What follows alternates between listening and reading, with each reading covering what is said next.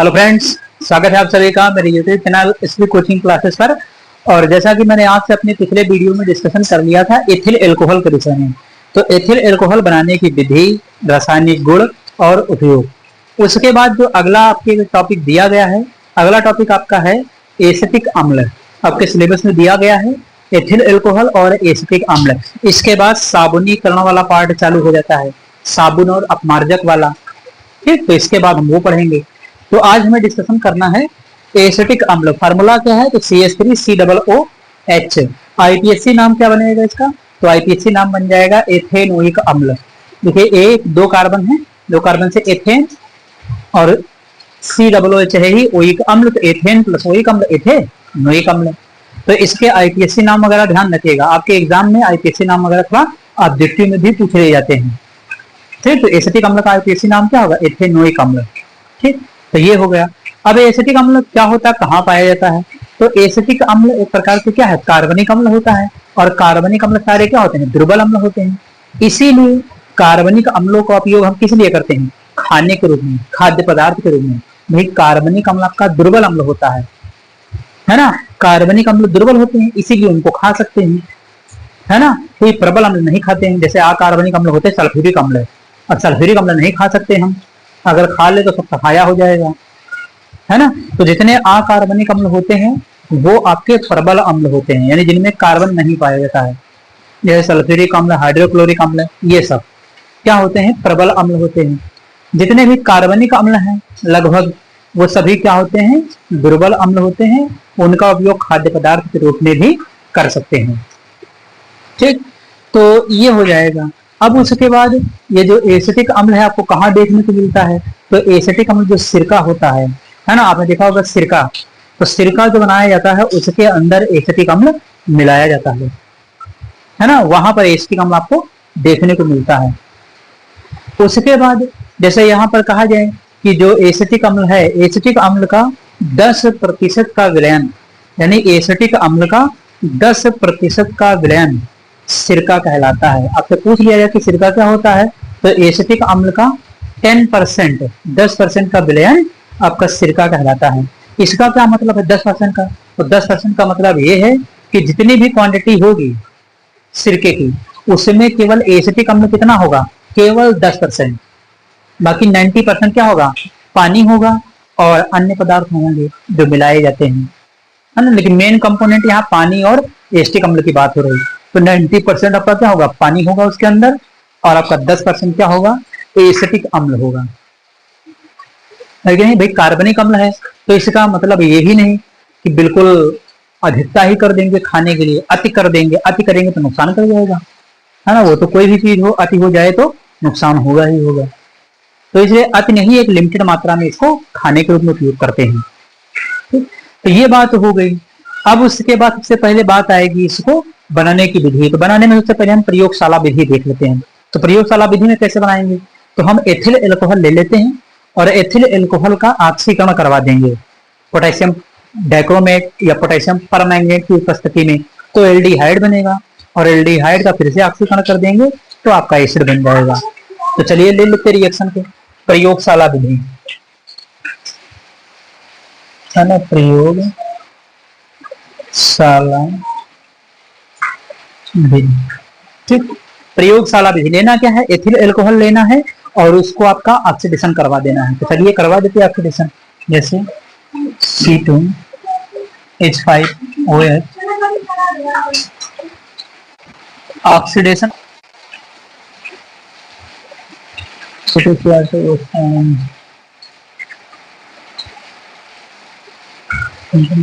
लिखा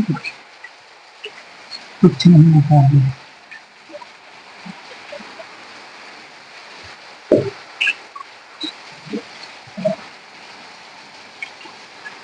तो इसका ऑक्सीडेशन करवा देंगे तो बनेगा क्या? एस्टल्डिहाइड CH3CHO, यानी ये बनेगा CH3CHO। अगर दिखाना चाहें तो यहाँ से निकलेगा वाटर, H2O निकाल भी सकते हैं। अगर लिखना चाहें तो यहाँ से वाटर को रिमूव होते हुए दिखा सकते हैं। ठीक, तो CH3CHO बन जाएगा। ठीक, उसके बाद ये जो एल्डिहाइड एसिटाल्डिहाइड बना है, इसका फिर से ऑक्सीकरण हो जाएगा। देखिए यहाँ पोटेशियम डाइक्रोमेट लिया है, आप पोटेशियम परमैंगनेट भी ले सकते हैं KMnO4, तो चाहे KMnO4 लिख दीजिए और चाहे K2Cr2O7 पोटेशियम डाइक्रोमेट कर दीजिए, दोनों में से चाहे दोनों लिख सकते हैं, है ना, दोनों में से कोई एक लिख सकते हैं आप। तो मैंने यहाँ पर पोटेशियम डाइक्रोमेट लिख दिया है और सल्फ्यूरिक एसिड अम्लीय माध्यम में होता है ऑक्सीडेशन, इसलिए यहाँ पर H2SO4 लिखा। अगर ये न लिखना चाहे तो इसको हटा भी सकते हैं और यहाँ पर ऑब्लिक करके H+। बहुत जगह देखेंगे ऐसी रिएक्शन मिलती है। इसका मतलब क्या होता है? इसका मतलब होता है कि अम्लीय माध्यम में पोटेशियम डाइक्रोमेट के साथ क्या हुआ है? ऑक्सीडेशन।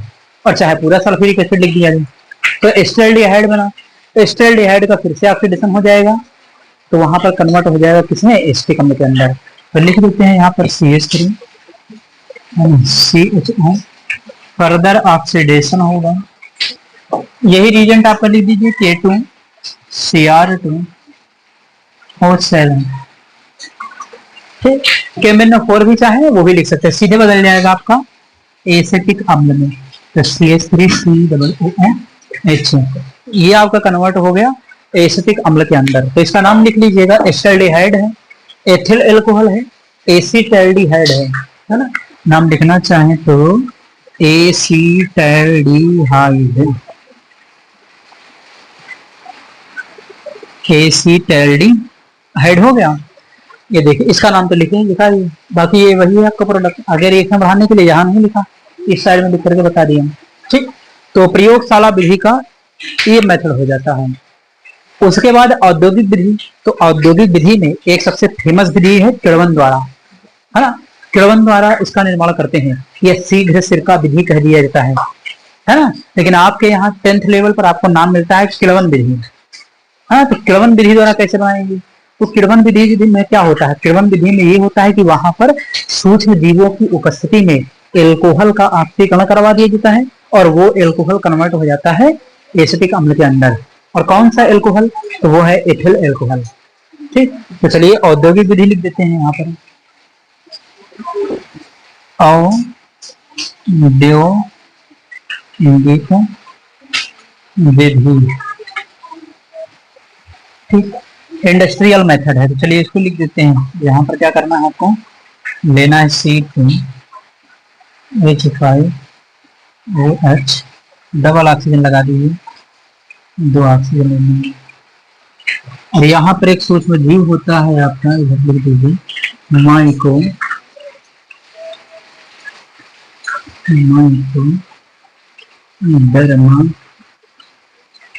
एसिटी जीवाणु, ये है। तो माइकोडर्मा एसिटी नामक एक जीवाणु होता है, बैक्टीरिया होता है, जो एल्कोहल, कौन सा एल्कोहल? एथिल एल्कोहल है, 2 मोल ऑक्सीजन का लिया है, ऑक्सीडेशन कर देगा किसमें? एसिटिक अम्ल के अंदर। तो यहाँ पर बन जाएगा एसिटिक अम्ल, बाकी आपका बचा हुआ वाटर बाहर निकल जाएगा।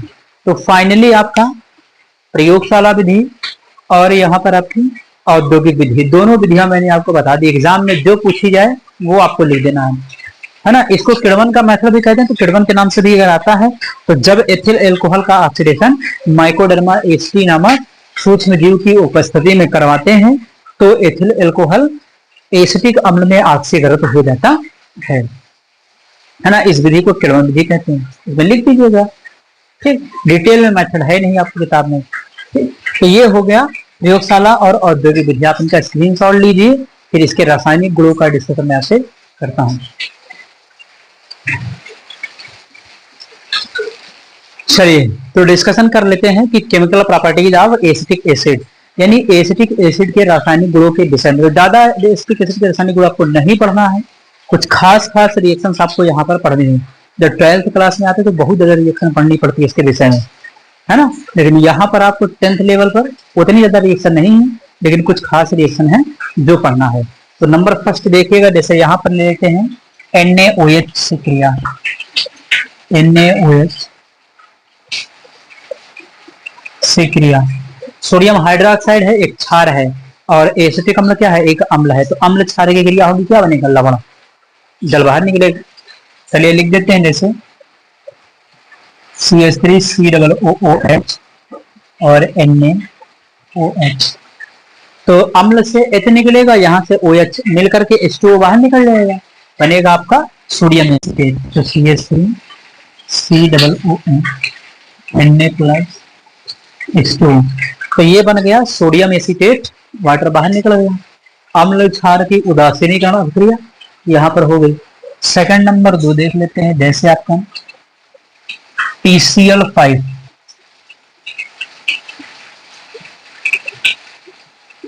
है ना, फास्फोरस पेंटाक्लोराइड, तो यहाँ पर रिएक्शन होगा, क्या बनेगा, तो वही आपका बन जाएगा मेथिल क्लोराइड CH3Cl, है ना, और क्या बनेगा POCl3 फास्फोरिल क्लोराइड और HCl हाइड्रोक्लोरिक अम्ल। ध्यान से देखिएगा इसको, जैसे CH3COOH और ये हो गया PCl5, तो यहाँ से बॉन्ड तोड़ना है, इधर एक Cl जोड़ना है, ये वाला बॉन्ड तोड़ना है और इधर एक Cl जोड़ना है, बीच में क्या जुड़ेगा PCl3, तो POCl3 और HCl, तो CH3COCl POCl3 और HCl बाहर निकलेगा, तो CH3COCl और POCl3, एसिटिल क्लोराइड इसका नाम, acetyl chloride, sodium acetate acetyl chloride, इसका नाम क्या है POCl3 फास्फोरिल क्लोराइड,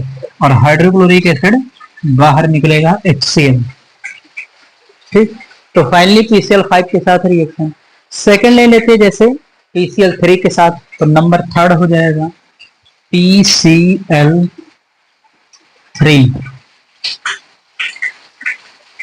से क्रिया। तो PCl3 से रिएक्शन जब हो जाएगी तो यहाँ पर भी प्रोडक्ट सेम रहेगा, दोनों का प्रोडक्ट बनने वाला एसिटिल क्लोराइड ही रहेगा, बस अंतर क्या होगा कि यहाँ पर आपका जो इस रिएक्शन में PCl3 में बनेगा वो आपका आर्थो फास्फोरस अम्ल H3PO3 बनता है।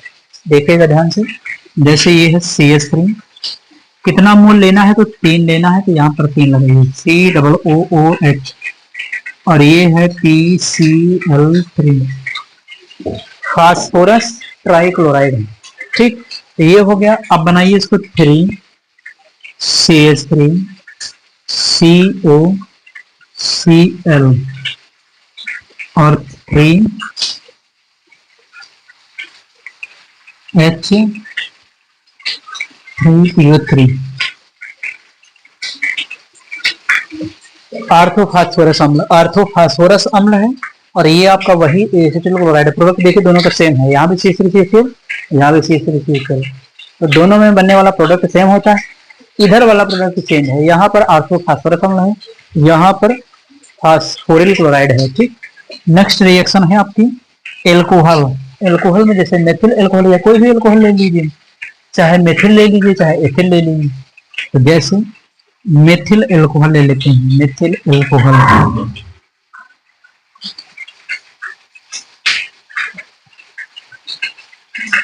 शुक्रिया है। तो इसको थोड़ा सा ध्यान रखना ये पड़ेगा कि यहाँ पर जब किसी भी कार्बनिक अम्ल की क्रिया एल्कोहल के साथ होती है तो उस अभिक्रिया का एक नाम होता है जिसको कहते हैं एस्टरीकरण, एस्टरीफिकेशन। तो एस्टरीकरण के नाम से ये टिप्पणी अक्सर लिखने के लिए आती रहती है कि एस्टरीकरण क्या है, उदाहरण सहित समझाइए। तो जब किसी भी कार्बनिक अम्ल की क्रिया एल्कोहल के साथ होती है तो वहां होता है फॉर्मेशन एस्टर का, एस्टर बनेगा, और एस्टर बनने के कारण इस अभिक्रिया का नाम होता है एस्टरीकरण, एस्टरीफिकेशन। ठीक, तो एस्टरीकरण के नाम से भी आ सकती है, ज्यादातर वैसे एस्टरीकरण के नाम से ही पूछा गया है। ठीक, तो चलिए लिखते हैं, जैसे यहाँ पर है CH3 COOH प्लस CH3 और OH। तो यहाँ पर एक छोटी सी ये ध्यान रखिएगा, अम्ल क्या करता है, हाइड्रोजन देता है, लेकिन यहाँ पर थोड़ा सा अपोजिट होता है, उल्टा। यहाँ पर जो एसिड है यहाँ से निकलेगा OH, और यहाँ जो एल्कोहल है वहां से निकलेगा H, तो OH और H2O बाहर निकल जाएगा, ये बचा हुआ इसी में जुड़ जाएगा, तो बनेगा आपका CH3COO और ये CH3। इसका नाम क्या है, तो इसका नाम है मेथिल एसीटेट, CH3COO, CH3C ये वाला O और ये CH3, तो CH3COO CH3H2O बाहर, तो ये हो जाएगा इस तरीके से। इस रिएक्शन को कहते हैं स्टेरीकरण। इसका नाम जरूर लिख लीजिएगा, मेथिल एसीटेट। इसका नाम एसिटिल क्लोराइड, इसका नाम एसिटिल क्लोराइड, इसका नाम सोडियम एसीटेट। तो फाइनली आपकी ये 4 रिएक्शंस एसिटिक अम्ल की जो होती हैं वो मैंने आपको यहाँ पर बता दिया है ना। इसका नाम जरूर लिख लीजिएगा, स्टेरीकरण है।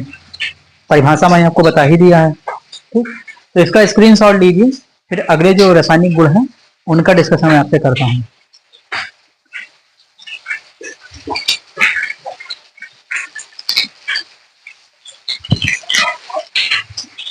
तो चलिए नेक्स्ट केमिकल प्रॉपर्टी लेते हैं, डी कार्बोक्सिलेशन।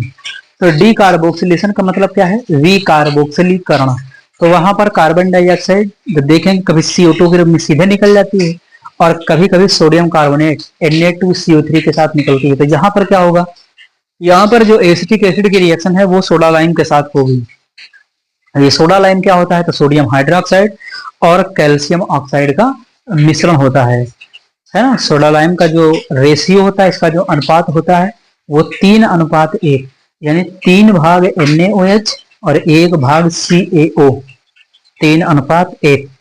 ठीक, चलिए देखते हैं इसको। तो यहां पर क्या हो जाएगा? विकार्बोक्सिलीकरण 4 हो गए थे, 5वां है आपका वी कार्बोक्सिलेशन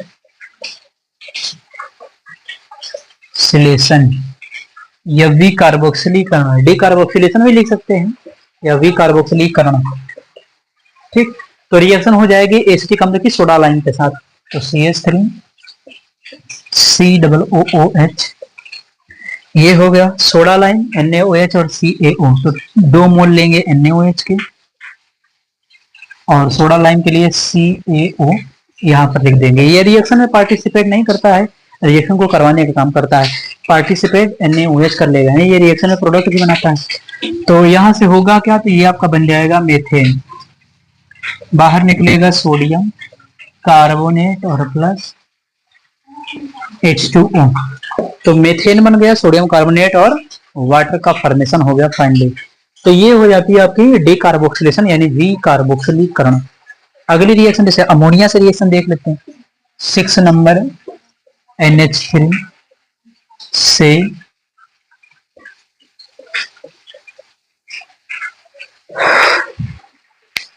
क्रिया, यहां पर क्या होगा? यहां पर एसिटामाइड बनेगा, CH3CONH2। तो ध्यान दीजिएगा, जैसे CH3COOHNH2, तो यहां से H, यहां से OH सीधे निकल जाएगा, वाटर H2 बाहर निकलेगा, CH3CONH2 एसिटामाइड बनेगा, CH3CONH2 और बाहर निकलेगा H2O। तो फाइनली एसिटामाइड बन गया। अगली एक नेमिंग रिएक्शन ले लेते हैं, जैसे यहाँ पर सिमिट रिएक्शन, सिमिट अभिक्रिया होती है। वहां पर दोनों अम्ल की आपस में रिएक्शन हो जाती है, यानी एसिटिक अम्ल की हाइड्रोजोइक अम्ल। ठीक, तो रिएक्शन देखिएगा, जैसे है 7 नंबर की सिमिट रिएक्शन, इसका नाम ही है सिमिट, है ना, सिमिट अभिक्रिया।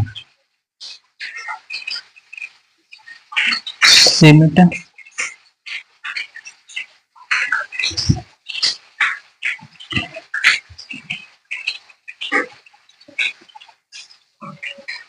तो सिमिट हो जाएगा। अब सिमिट में होगा क्या कि एसिटिक अम्ल की हाइड्रोजोइक अम्ल, हाइड्रोजोइक अम्ल क्या होता है? N3H। ठीक, ये नेमिंग रिएक्शन है, ये इंपॉर्टेंट भी होती है। ठीक, तो देखिएगा यहाँ पर CH3 COOH और यहाँ पर क्या है? N3H। प्रेजेंस है कंसंट्रेटेड,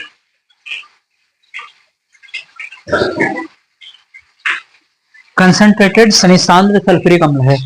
तो होगा क्या? यहाँ से ये CO2 गायब हो जाएगा और यहाँ से नाइट्रोजन गैस निकलेगी, यहाँ से जैसे नाइट्रोजन चली जाएगी, बनेगा आपका NH2। NH2 जगह हाइड्रोजन इसके पास है ही, ठीक है। यहाँ से CO2 निकल जाएगा, यहाँ से N2 चला जाएगा, है ना।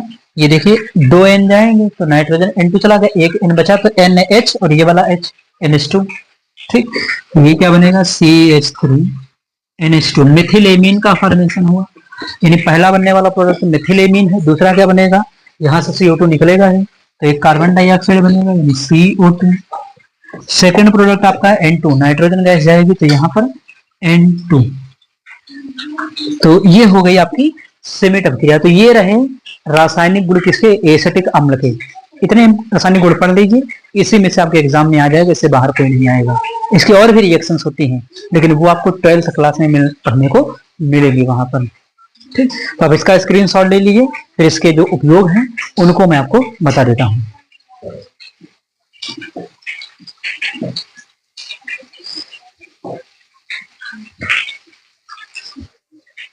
तो चलिए अब यहाँ पर देखते हैं कि यूजेस ऑफ एसिटिक एसिड, यानी एसिटिक एसिड के क्या क्या यूजेस हो सकते हैं, कहाँ कहाँ पर इसको यूज किया जाता है। नंबर फर्स्ट लिखा हुआ है आपका कि फॉर्मेशन ऑफ एस्टर, यानी एस्टर के निर्माण में। अभी आपको बताया था कि कार्बनिक अम्लों की अभिक्रिया जब एल्कोहल्स के साथ होती है तो वहां पर फॉर्मेशन होता है एस्टर का, है ना। इसीलिए उस प्रक्रिया को, उस प्रोसेस को क्या कहते हैं, एस्टरिफिकेशन।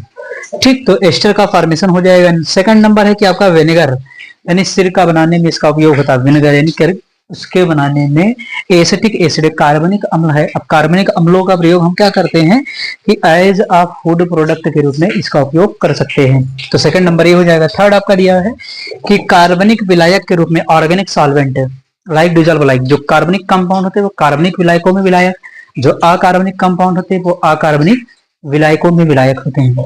ठीक, उसके बाद प्रयोगशाला में अभिकर्मक के रूप में, लेबोरेटरी रीजेंट, तो लैब वगैरह में देखते हैं तो एसिटिक एसिड क्या रखा, भरा हुआ रखा रहता है वहां पर। तो लिटमस परीक्षण के लिए ये एसिड है, तो क्या करेगा, नीले लिटमस पेपर को लाल कर देगा।